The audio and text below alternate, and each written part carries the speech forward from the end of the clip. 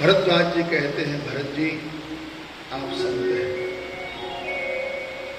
आज ये तो निश्चित हो गया कि राम दर्शन का फल है संत दर्शन। राम जी का दर्शन हमने किया, आज भरत जी का दर्शन हुआ, क्योंकि भरत संत है। और ऐसे महान संत जिनके जीवन में त्याग समर्पण के अलावा और कुछ नहीं, त्याग ही त्याग है जिनके जीवन। कहा कि महाराज हम राम दर्शन के लिए जा रहे हैं, ऐसा आशीर्वाद दीजिए कि राम हमारे साथ में चले अयोध्या वापिस। सत्संग चलता है और इसके बाद भरद्वाज जी के आश्रम से भरत जी महाराज विदाई लेते आगे बढ़ते हैं। धीरे धीरे धीरे धीरे महाराज चतुरंगिणी सेना को देख करके जीव जंतु सब भाग रहे हैं। और जहां राम की पर्णकुटी बनी थी, कोल भील किरातों ने सूचना दी। इधर लक्ष्मण जी ने चढ़कर ये देखा कौन है, मालूम पड़ा कि भरत आ रहा चतुरंगिणी सेना लेकर। तब राम जी चिंतित हो गए कि चतुरंगिणी सेना लेके। तुलसी बाबा कहते हैं क्यों चिंता में हो गए? बोले इसलिए चिंता में हो गए, राम जी तो समझ गए कि चतुरंगिणी सेना का अर्थ होता है कि जिसका राज्य है, जिसकी संपत्ति है, उसको लौटाना वापस करना है। तो चतुरंगिणी सेना के सहित लौटाना पड़ेगा ना, छत्र मुकुट सब, सिंहासन। भगवान श्री राम समझ और शीशम सुने सिय सपन भरे जल लोचन, भय सोच बस सोच विमोचन। जानकी जी ने एक स्वप्न देखा। कहा प्रभु स्वप्न बड़ा ही अनर्थ है। मैंने माताओं को देखा, उनके मांग में सिंदूर नहीं। कहा जानकी सब मंगल होना चाहिए। तीनों रोने लगे, दुखी हो गए। सन्मान शुर मुनि बैठ उत्तर दिशि देखते भय, नव धूरी खग मृग भूरी भागे, विकल प्रभु आश्रम गए। तुलसी उठे अब लोक कारण, आह चित सच कित रहे। सब समाचार की रात को लने आए, अवसर कहे। और कोर की रात भी लोग महाराज सब कहते हैं कि महाराज भरत आए। लक्ष्मण जी के मन में संशय आ गई। क्यों चिंता हो गई?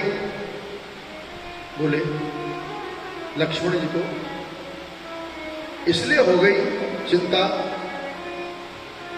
कि जरूर प्रभु भरत निष्कंटक राज्य प्राप्ति के लिए हमको मारने के लिए आ रहा है।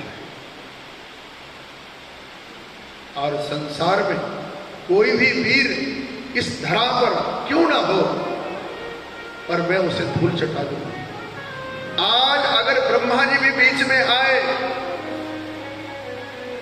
इंद्र भी बीच में आए, देवता भी बीच में आए, क्या क्या नहीं बोले, तब राम जी की आंखों में अश्रुपात हुआ।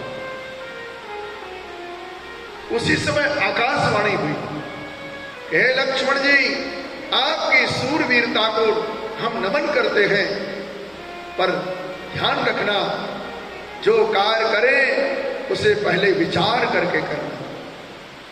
आकाशवाणी। भगवान श्री राम रोने लगे। लक्ष्मण को लगा मैंने कुछ गलत कह दिया है। लक्ष्मण, इस संसार में किसी व्यक्ति को ब्रह्मा का पद मिल जाए, अभिमान आ जाएगा, अहंकार आ जाएगा, किसी को इंद्र का पद मिल जाए।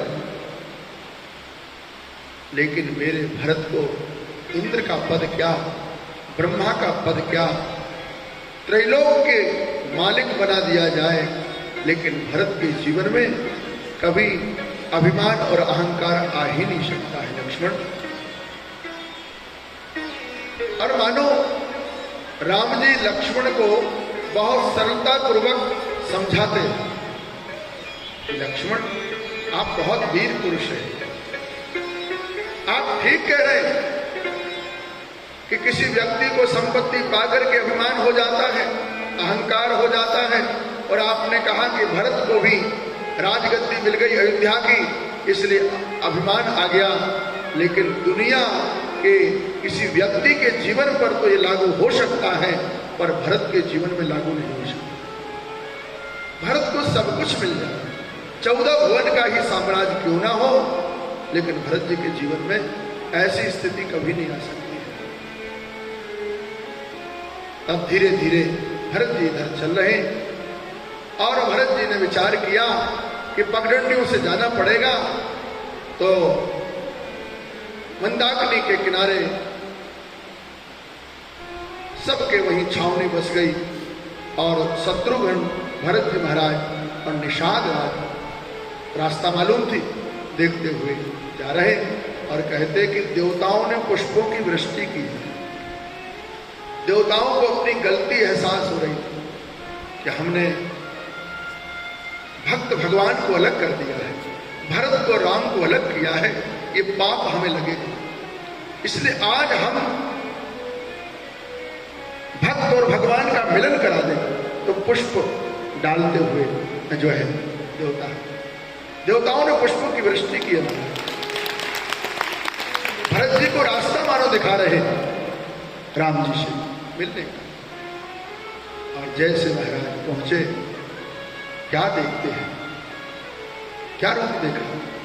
संतों ने कहा कि किस तरह कब मिले ये दिखाई नहीं दिया।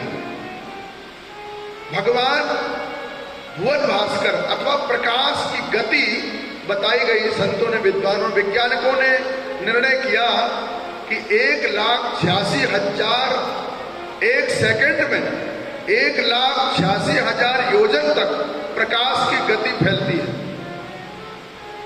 और इसके बाद भगवान का जो चक्र सुदर्शन है उसकी गति इससे चौगुनी है और इससे भी ज्यादा गति है खगपति गरुड़ जी महाराज। और गरुड़ जी की गति से भी ज्यादा है भगवान श्री राम भद्र के, भगवान श्री राम के उस बाण की। जब भगवान राम बाण छोड़ते हैं तो उसकी गति भी अद्भुत होती है, सबसे ज्यादा तीव्र गति से बाण जाता है। तो तुलसी बाबा ने विचार किया, पूरब से आए भरत जी, दक्षिण से आए, पश्चिम से आए, कहां से आए, कब मिले, ये नहीं बताया। पर दूर से एक दृश्य देखा। क्या देखा?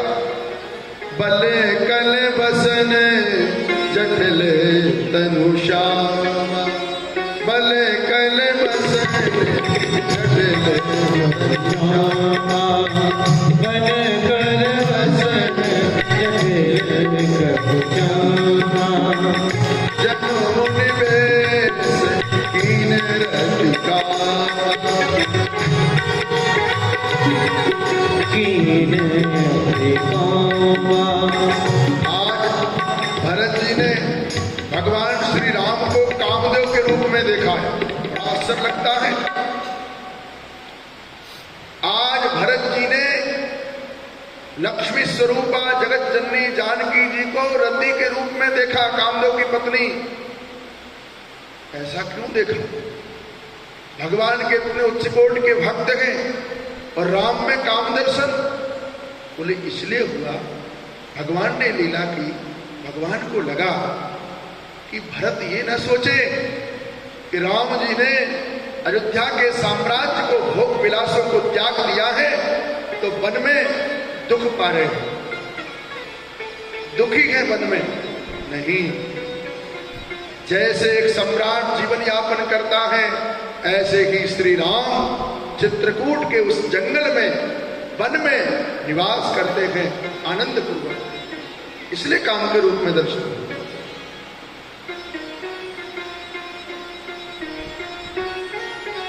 पाहिनाथ की पाहि गुसाई, भूतल परे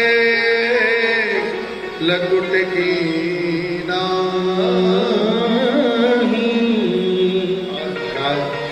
ये नहीं बताया कहां से आए, कब आए, कैसे आए। मैंने आपको कहा बस केवल तुलसी जी ने मिलन दिखाया और भगवान श्री राम ने भरत को गले लगा दिया, साष्टांग लेट गए, भगवान को प्रणाम किया और ये मुलाकात चलती रही। भक्त और भगवान की ये नजारा, ये दृश्य बड़ा ही अद्भुत है। लक्ष्मण जी सब चाकर के पीछे खड़े थे। तुरंत लक्ष्मण जी ने प्रणाम किया था। लक्ष्मण जी ने कहा कि भैया आज मेरे से बहुत बड़ा पाप हो जाता। क्या पाप हो जाता? आज मेरे मन में बहुत सी बातें आई थी, पर सबका समाधान हो गया। मैं तो धनुष पर बाण चढ़ा लिया था। अरे लक्ष्मण, इस पापी को तुमने मारा क्यों नहीं? तुझे बाण चला देना था। लक्ष्मण जी की आंखों से आंसू गिरने लगे। बड़ा अपराध हो गया मेरे से। सीता जी को प्रणाम किया, शत्रुघ्न ने प्रणाम किया, सबका मिलन हुआ। तब भरत जी ने कहा कि प्रभु हम अकेले नहीं आए, हमारे साथ में गुरु वशिष्ठ हैं, तीनों माताएं आई और प्रजा के कुछ लोग आए, मंत्रीगण आए। भगवान श्री राम जी ने शत्रुघ्न को सुरक्षा में जो है कहते जानकी जी को है, और सब लोग मिलने के लिए घर आ गए। छावनी बस गई महाराज। भगवान श्री राम ने देखा तीनों माताओं को बिना सिंदूर के, प्रभु रोने लगे, मानो आज ही दशरथ जी की मृत्यु हुई है। दुख का पहाड़ टूट पड़ा मानो, और राम जी की आंखों में आंसू, पूरा रघुवंश रोने लगा, पूरी प्रजा रोने लगी। आज शोक छा गया। एक दिन सबने निराहार किया और मंदाकिनी में, गुप्त गोदावरी में महाराज कहते तर्पण किया। गुरु वशिष्ठ जी ने तर्पण करवाया, अपने पिता के लिए तर्पण किया। श्राद्ध आदि की जो विधि है,